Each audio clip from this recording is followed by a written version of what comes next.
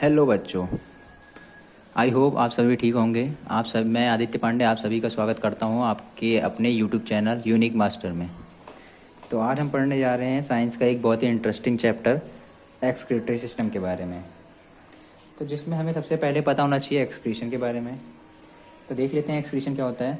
It is a process of removal of nitrogenous waste from the body of organism और it's an end product of metabolic activity. Basically ये इसकी definition है। तो excretion क्या होता है? एक्सक्रीशन एक प्रोसेस होती है हमारे अंदर जो भी नाइट्रोजनस वेस्ट बनता है उसको बॉडी से रिमूव करने के लिए। तो एक्सक्रीशन क्या है? It is a process of removal of nitrogenous waste from our body to body of an organism. ठीक है, फिर बात करते हैं इनके एक्सक्रीटरी मैटर के ऊपर। एनिमल्स को हमने 3 भागों में डिवाइड कर रखा है, अमीनोटैलिक, यूरियोटैलिक और यूरिकोटैलिक। जो भी ऑर्गेनिज्म अमोनिया एक्सक्रीट करते हैं उन्हें अमीनोटैलिक कहते हैं, जो यूरिया एक्सक्रीट करते हैं उन्हें यूरियोटैलिक कहते हैं, जो यूरिक एसिड एक्सक्रीट करते हैं उन्हें यूरिकोटैलिक कहते हैं। बात करते हैं वाटर की। तो अमोनिया में बहुत ज़्यादा वाटर की रिक्वायरमेंट होती है, यूरिया में लेस अमाउंट वाटर की रिक्वायरमेंट होती है और यूरियोकोटैलिक में बहुत कम वाटर की रिक्वायरमेंट होती है।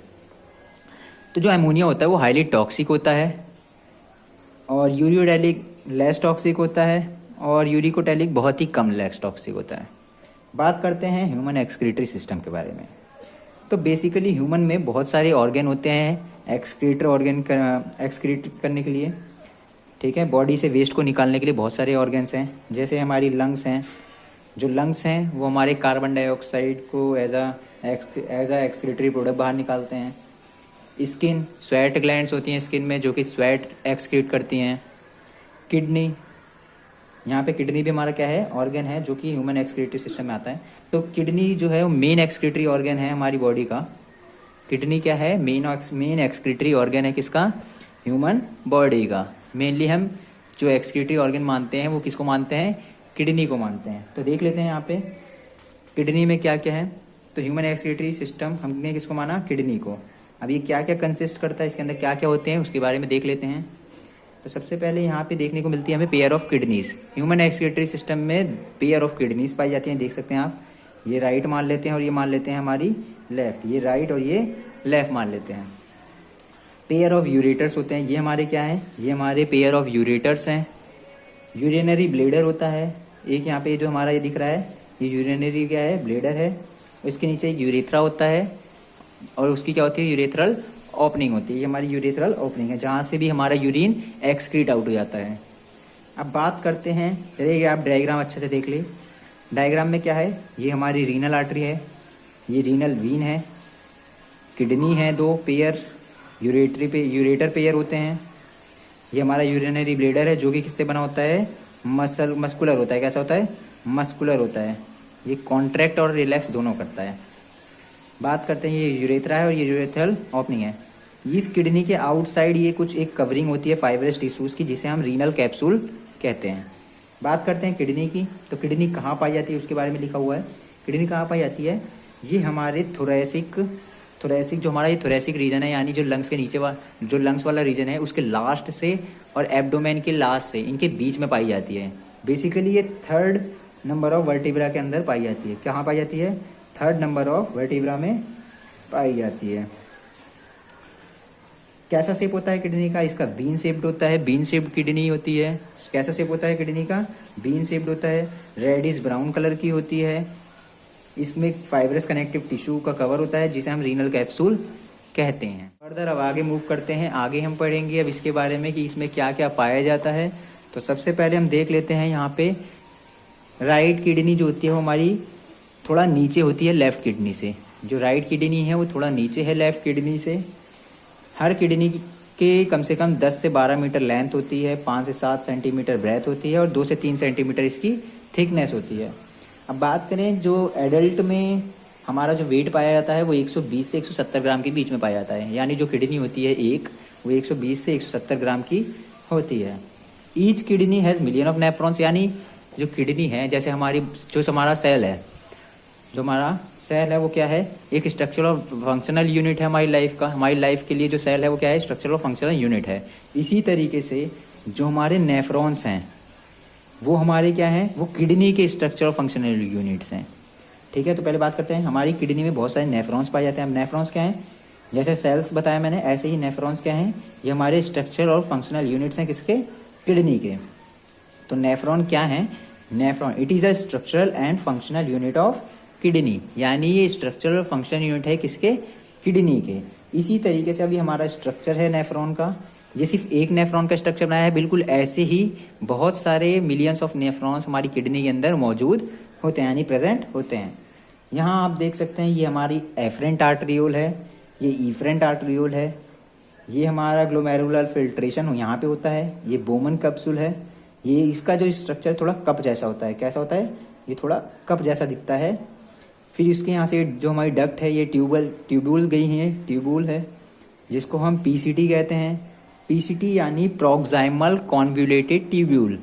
और ये हमारी डीसीटी है, डीसीटी यानी डिस्टल कॉन्वोल्यूटेड ट्यूब्यूल, और यहाँ पे हैनलेज लूप होता है, ये हमारा क्या है, हैनलेज लूप है। और इसके चारों तरफ एक जाल जैसा स्ट्रक्चर होता है, वेब जैसा स्ट्रक्चर होता है, जिसे हम क्या कहते हैं, कैपिलरी कहते हैं। ये हमारी क्या है, कैपिलरी हैं।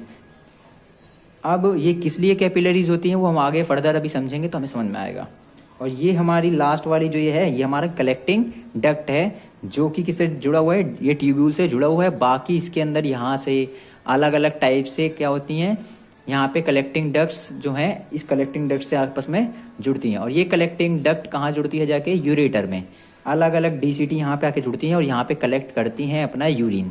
और बाकी एक कलेक्टिंग डक्ट कहाँ चली जाती है, ये किससे जुड़ती है, ये जाके जुड़ती है हमारे यूरेटर से। तो अब बात समझते हैं कि कैसे कैसे क्या हुआ।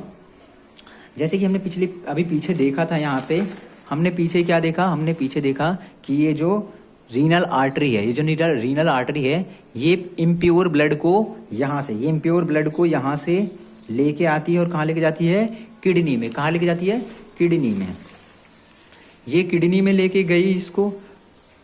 अब बात करते हैं ये एफरेंट आर्टरियोल, जो रीनल आर्टरी किडनी में जो इम्प्योर ब्लड है उसको लेके आई, वो एफरेंट आर्टरियोल के थ्रू आता है।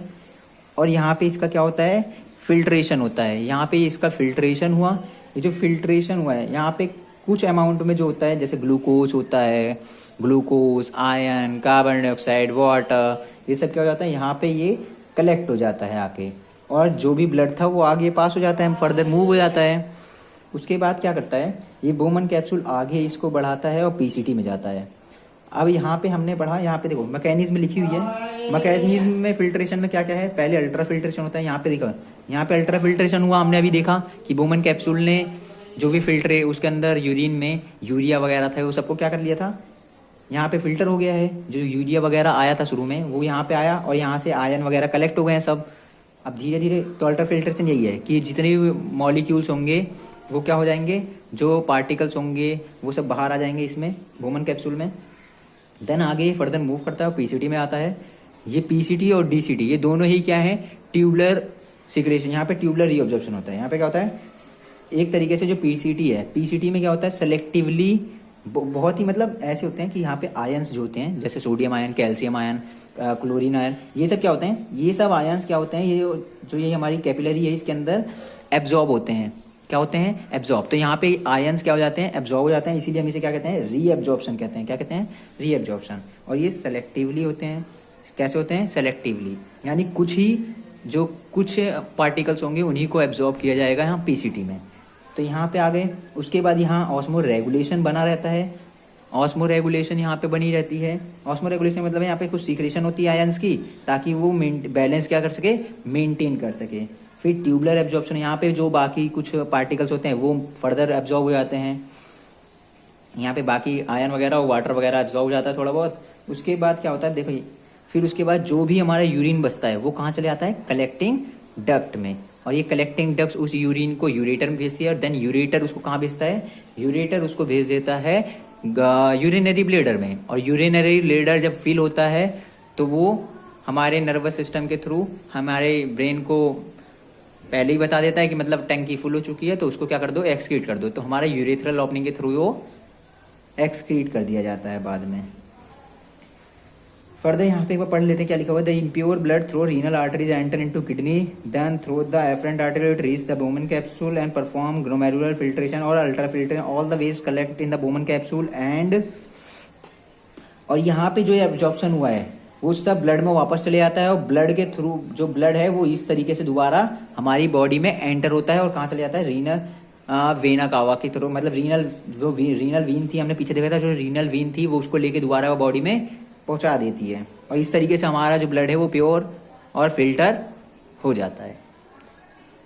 अब बात देख लीजिए, हमने इसको इतना सब पढ़ लिया है। आई होप आप लोगों को समझ में आया होगा। तो वीडियो को देखते रहें और लाइक एंड सब्सक्राइब करें। फर्दर वीडियोस के लिए कमेंट करना ना भूलें। धन्यवाद।